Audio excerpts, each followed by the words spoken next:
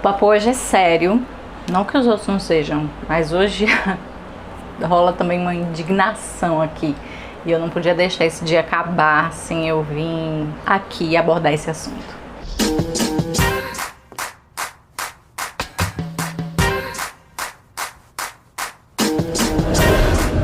É o seguinte, hoje de manhã explodiu no Zig de Fofoca um vídeo de um casal que estava fazendo uma live, que com certeza ali eles não pararam para raciocinar que estavam deixando o veneninho do racismo escorrer, né?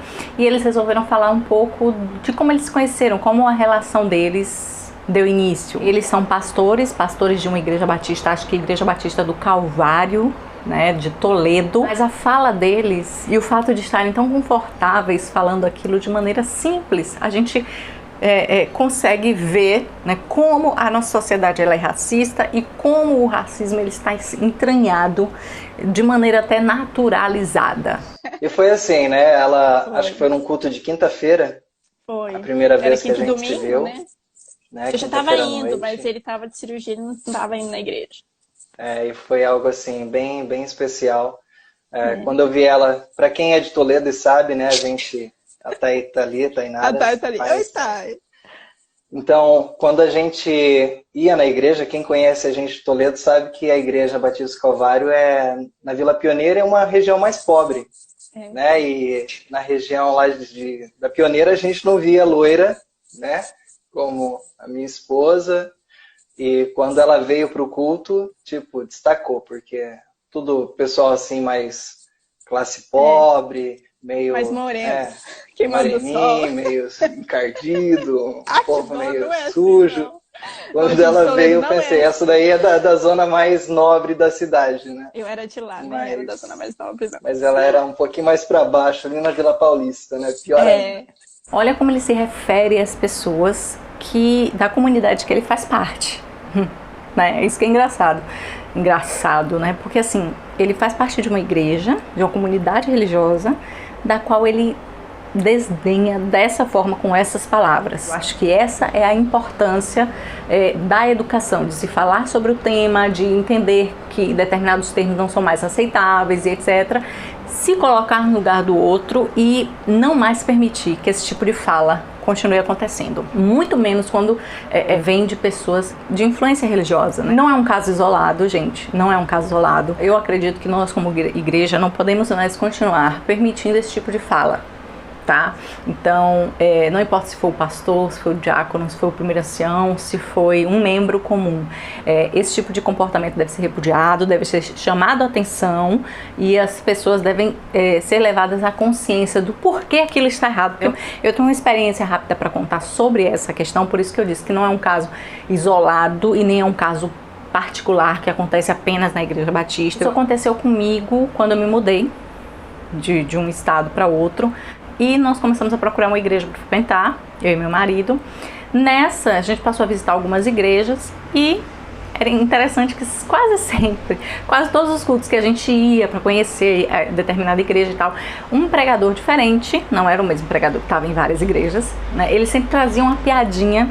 Parece que esses caras foram ensinados na mesma escola, porque todo o quebra-gelo deles tinha a ver com piadinhas xenofóbicas, né? Com piadinhas regionais, de preconceitos contra baianos, né? Aí a primeira a gente passa, né? Porque a gente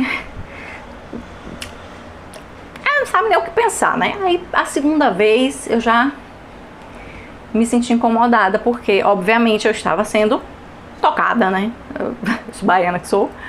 E a terceira vez me incomodou também. A dado momento, meu marido, que não é baiano, ele percebeu isso. Ele, nossa, o pessoal aqui sempre tem uma piadinha, né? Uma coisinha pra contar de baiano, coisa chata, isso eu já tô incomodado.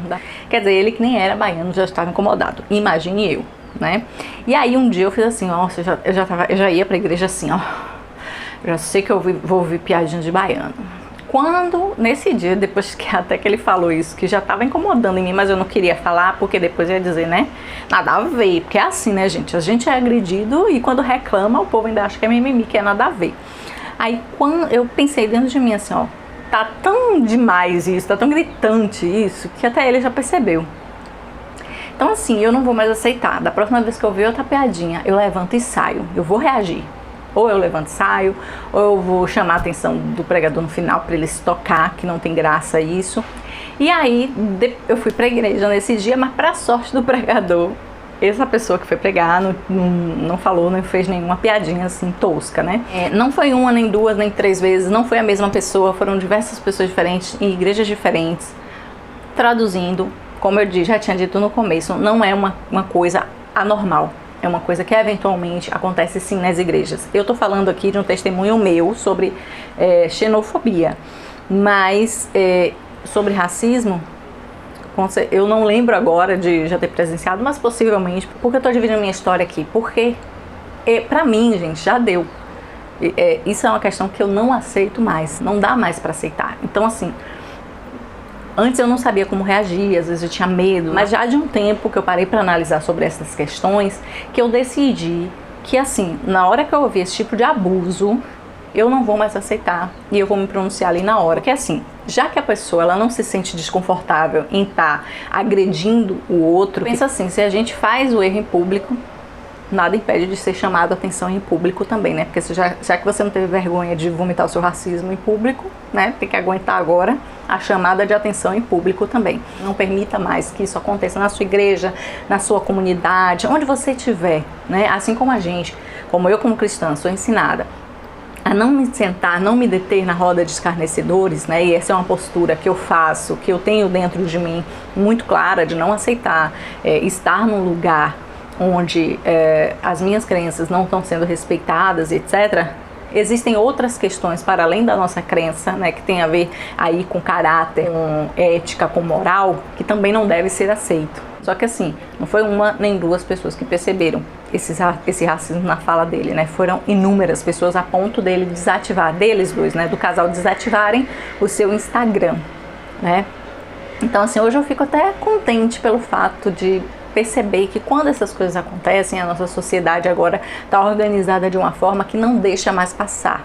E é isso que a gente tem que fazer também, a gente tem que se juntar para não deixar mais passar os racistas.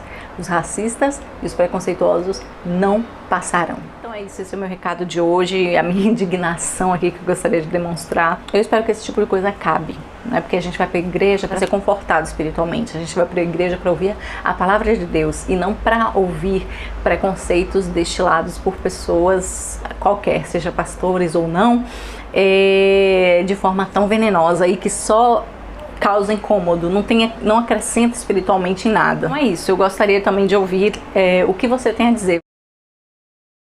Então é isso, pessoal, um beijo, obrigado por assistir até aqui, deixe seu like, se inscreva aqui no canal, ative o sininho para sempre receber os vídeos, porque estamos sempre falando aqui sobre atualidades, sobre coisas que estão acontecendo no mundo e como a gente pode fazer para mudar esse cenário, tá bom? Um beijo, até mais!